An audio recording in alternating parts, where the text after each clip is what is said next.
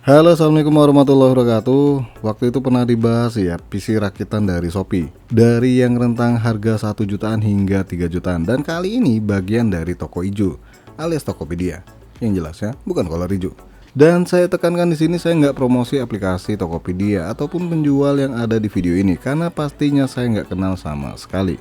Nah, gimana spesifikasi yang ditawarkan di rentang harga segini? Tonton aja video selengkapnya.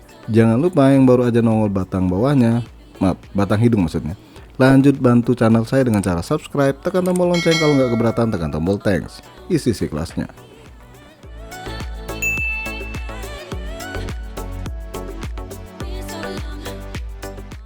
Bagi yang awam komputer, pastinya pengen semuanya serba instan nih, dalam artian udah jadi dan langsung bisa dipakai. Tapi bagi yang udah paham, jelas beli barang ngeteng ini adalah pilihan. Maksudnya beli satu persatu, lebih mengasihkan. Selain dapat harga yang bisa disesuaikan, dapat juga spek yang diinginkan. Cuma itu ya, kalau paham. Kalau belum paham, monggo simak aja video bahasan PC gaming 1 jutaan dari Tokopedia ini.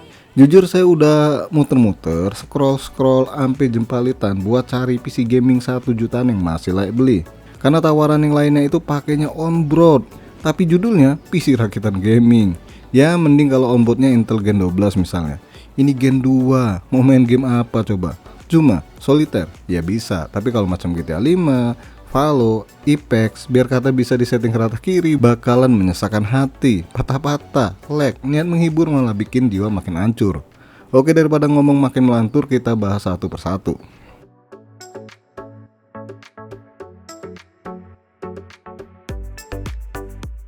PC gaming AMD A8 7650K, harga 1,2 juta rupiah. Kita bahas yang paling murah aja dulu nih. Dan harga segini tergolong terjangkau bagi semua kalangan.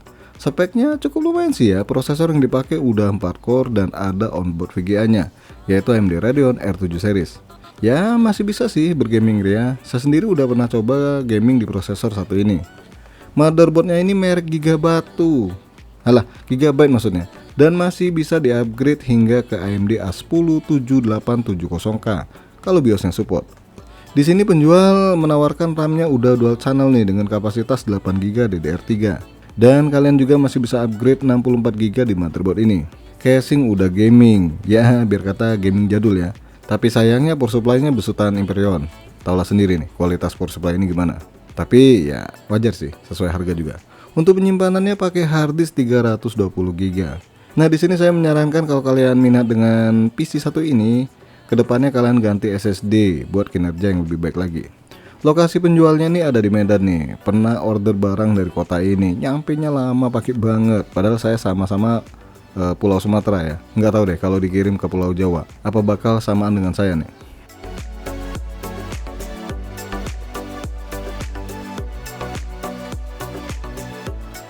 PC gaming i5 3470 GTX 750, harga Rp1.783.000. Ayo, jangan sampai salah memahami judul. Ini judulnya rada memancing ya, mancing emosi maksudnya. Karena ternyata setelah dibuka linknya maka ada dua opsi nih. Pertama, opsi casing nih. Casing yang dipakai ini standar atau gaming. Di sini saya pilih standar nih, biar meringankan biaya. Dan kalau dilihat casingnya ini dari Magic, yang berarti power supply-nya Magic juga dong. Dan opsi keduanya kalian bisa memilih GPU-nya nih, dan ini sangat mempengaruhi harga dari PC gaming satu ini. Kalau ngejar harga sesuai target di video, maka opsi VGA-nya bisa diambil Nvidia GT 610 atau Nvidia GT 730. Sebenarnya berat ya antara dua pilihan ini. Cuma jelasnya saya pilih GT 730. Walaupun saya tahu ini VGA juga kurang layak buat gaming. Bahkan yang versi DDR5 sekalipun. Di sini penjual nggak kasih keterangan merek motherboard, begitupun juga power supply, tapi secara spek ya mendingan sih ya. Selisih harga hampir 600.000 dengan pilihan yang pertama. Bedanya kalau ini punya kapasitas harddisk yang lebih besar dan udah pakai VGA tambahan. Kalian pilih mana coba? Sama-sama 4 core, sama-sama DDR3. Oke, secara performa sih saya bisa katakan masih mending ini ya, dari segi kemampuan prosesor maupun kemampuan VGA-nya. Kekurangannya kalau dibandingkan yang sebelumnya, ini casingnya biasa. Dan udah kayaknya gitu doang.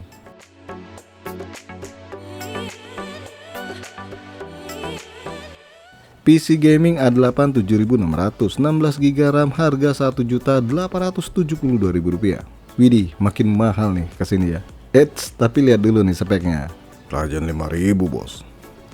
Oh iya dong, prosesor aja mau. Harga segini kok ngarep Ryzen. Aduh, nggak denger apa yang saya bilang tadi, sama baca judulnya. AMD A8 bro.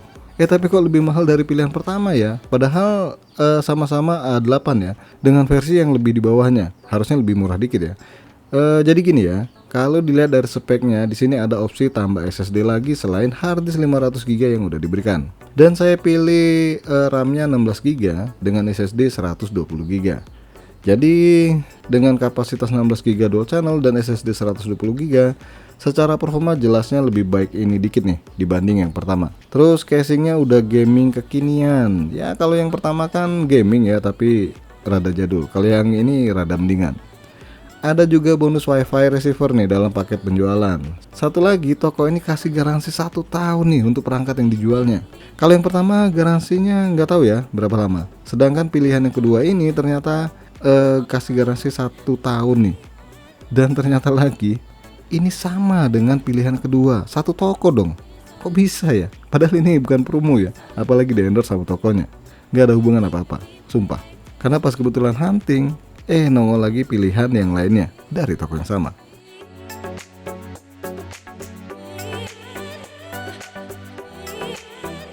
PC gaming rakitan editing ringan, harga Rp1.750.000.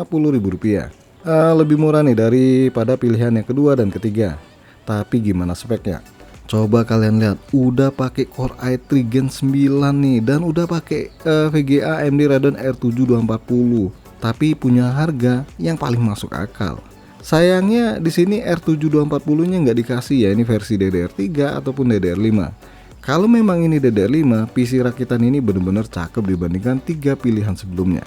Yap, i3 Gen 9 punya performa gaming yang masih sangat bisa diandalkan, apalagi dipakein VGA yang masih kenceng nih, macam Nvidia GTX 1660 Super. Terlebih lagi RAM-nya udah DDR4. Di sini juga kalau diperhatikan udah pakai SSD 256GB ya. Kemungkinan ini SSD SATA sih, bukan NVMe. Untuk casing sendiri masih standar dan kemungkinan juga power supply masih bawaan dari casing. Dari tawaran yang cukup menggiurkan di toko ini, tapi ada satu nih yang sedikit mengecewakan. Ayo, apa coba? Ya nggak tahu, kok nanya saya. Terus itu kata-kata pamungkas saya, pakai jiplak segala macem. Saya tuntut 271 T mau nggak? Sampai mana tadi? Oh ya, penjual tidak mencantumkan garansi dari perangkat yang dijual nih. Ya jelasnya sedikit meragukan untuk dibeli. Tapi saran saya kalau kalian tertarik, monggo tanyakan terlebih dahulu, biar nggak ada dusta di antara dosa kita maksudnya.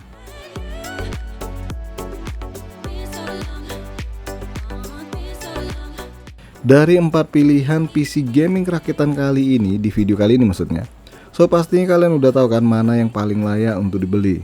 Yap, pilihan keempat atau judulnya PC gaming rakitan editing ringan adalah pilihan yang paling oke di video kali ini.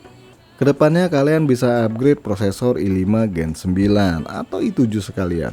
RAM bisa dinaikkan hingga 16GB atau 64GB. Terus bisa ganti VGA, ganti power supply, dan ganti baju sekalian. Jadilah PC gaming yang kekinian. Ayo, menarik bukan? Oke guys, sampai di sini aja dulu bahasan PC gaming 1 jutaan dari Tokopedia. Dan jangan lupa support terus channel ini dengan cara subscribe, like, dan share. Makasih udah mampir di NK Channel.